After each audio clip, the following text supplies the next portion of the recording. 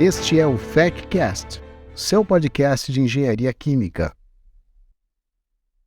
Sejam muito bem-vindos ao FECcast, nosso podcast de engenharia química. Se você gosta de engenharia química, tem interesse no curso e na profissão, este é o seu lugar. Neste terceiro episódio da série dedicada ao novo projeto pedagógico do curso de graduação da FEC, vamos nos dedicar um pouco mais a explicar sobre experiências de aprendizagem que foram muito importantes para a construção do nosso novo PPC. Mais uma vez, eu conto aqui com a presença do professor Luiz Fernando Mercia Franco para me ajudar a discutir um pouco mais sobre esse assunto com vocês. Bom, continuando a falar sobre as competências e habilidades que são desenvolvidas neste novo desenho pedagógico da FEC, a gente falou sobre o encadeamento das disciplinas, tanto dentro da própria trilha, intratrilha, quanto intertrilhas, né? E aí, o Luiz comentou um pouquinho para a gente sobre os objetivos de aprendizagem e as experiências de aprendizagem. Eu queria entender, Luiz, um pouquinho da sua visão do que são essas experiências de aprendizagem que estão propostas aí nos novos componentes curriculares da FEC. Essa é uma excelente pergunta também. No desenvolvimento de um currículo novo baseado em competência, é importante que em um dado momento a gente tenha uma certa concretude do que está acontecendo, né? Então, nesse tipo de abordagem que a gente usou e ajudou a desenvolver em grande parte, a gente parte do perfil do egresso, caminha para as competências e, num dado momento, a gente para construir as trilhas de aprendizagem e, para dar concretude a elas, a gente precisa ter uma ideia do que seriam experiências concretas. Primeiro dia de aula, o que vai acontecer, como é que a gente vai formatar isso. Então, como é que essas experiências de aprendizagem são construídas? Elas são construídas visando, olha, eu tenho essas habilidades aqui para serem desenvolvidas, essas habilidades que formam as trilhas, depois elas são segregadas em pequenos momentos de aprendizagem, e para cada momento de aprendizagem a gente define alguns objetivos de aprendizagem, que nada mais são do que habilidades menores, num certo crescendo de complexidade, e aí a gente desenha experiências. As experiências podem ser uma simulação, pode ser um projeto, pode ser um problema, pode ser um desafio. Então, tem diversas naturezas possíveis de experiências de aprendizagem que são desenhos de acontecimentos, coisas que vão ser propostas que ajudam nesse desenvolvimento de habilidades.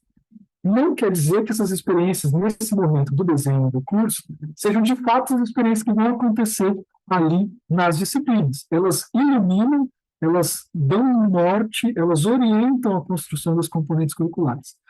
Cada componente curricular vai ter na sua proposta pedagógica, a partir dos objetivos de aprendizagem definidos para aquela componente curricular, algumas sugestões, né, de experiências concretas que podem ser realizadas visando o desenvolvimento das habilidades que estão ali nos objetivos de aprendizagem.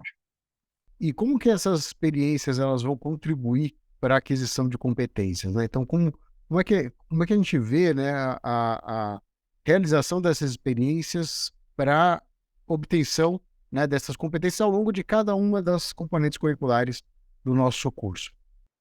Então, a proposição dessas experiências, elas servem para que a gente use o conteúdo que tem que ser, obviamente, aprendido, né? Tem que ser dominado, mas num contexto que ajude esse aluno, essa aluna, a desenvolver aquelas habilidades esperadas. Então, pode ser, às vezes fica mais fácil dando exemplos. Eu posso ter um objetivo de aprendizagem que seja muito simples, selecionar volumes de controle, que é algo natural no trabalho de engenharia química. Então, eu posso propor experiências. Experiência pode ser um desafio, um projeto, ou até uma execução de algo experimental que provoque esse aluno a discutir como que ele seleciona o volume de controle, qual que é mais conveniente, se há diferença entre escolher um e outro, qual é a equação resultante da escolha de um dado volume de controle, né? E, nesse momento, ele também está elaborando conteúdos importantes, como, por exemplo, a diferença entre enfoque euleriano, lagrangiano, coisas desse tipo. Então, ele trabalha conteúdos, equação de balanço, material, esse tipo de coisa. Então, ele trabalha conteúdos, mas dentro de uma experiência que o permite desenvolver uma habilidade mais concreta, que é, por exemplo, selecionar volume de controle. Mas eu posso ter habilidades mais complexas, né? Projetar alguma coisa, né? Projetar, quando a gente fala projetar em engenharia química, a gente deve tomar cuidado, né? Porque projetar pode ser algo muito mais amplo, mas eu posso dizer, por exemplo, dimensionar um equipamento. É claro que tem conteúdos envolvidos ali, né? Mas eu posso propor uma série de projetos em que esse dimensionar o equipamento envolva aspectos de engenharia que transcendem os conteúdos. E isso envolve uma série de questões que essas experiências propiciam como oportunidade para esse aluno se envolver, inclusive nas dimensões socioemocionais.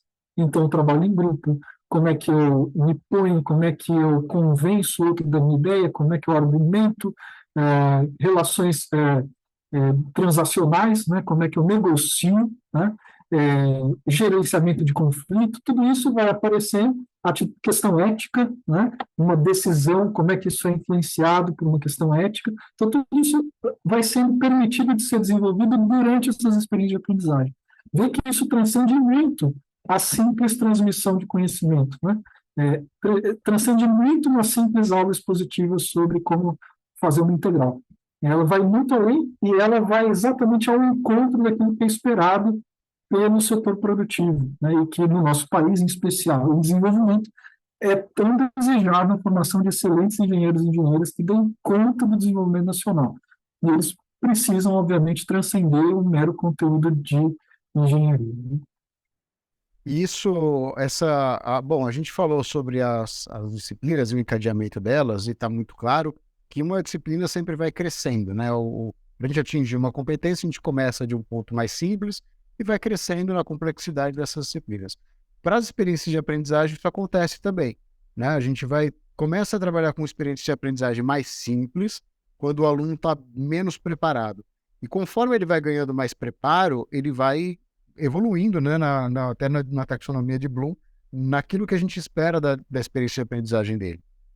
Perfeito, é isso mesmo. Ninguém vai começar no dia 1 querendo projetar uma coluna de destilação completa, né? Então, nesse primeiro momento, está desenhado para ele aplicar certos conhecimentos em coisas muito concretas. Então, ele consegue, nesse momento, ele ou ela, consegue desenvolver um modelo para um esgotamento de um tanque, por exemplo. Então, você pode fazer esse experimento, medir coisas, veja quantas habilidades estão sendo envolvidas, né? É a visualização do experimento, é a compreensão do experimento, é a medição, a mensuração de alguma quantidade, né? No caso de uma altura do líquido do tanque.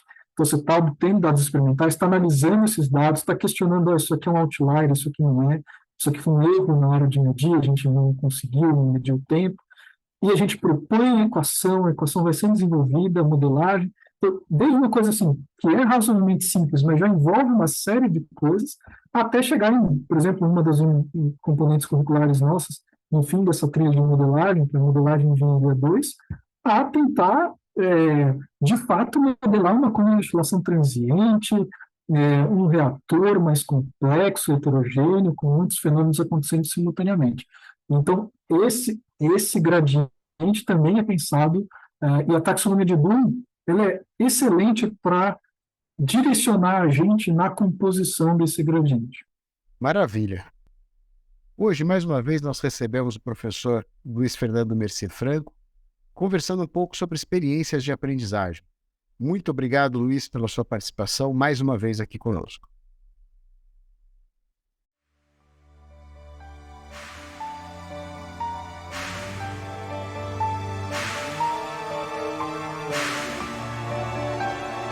Muito obrigado por ter ouvido o FactCast.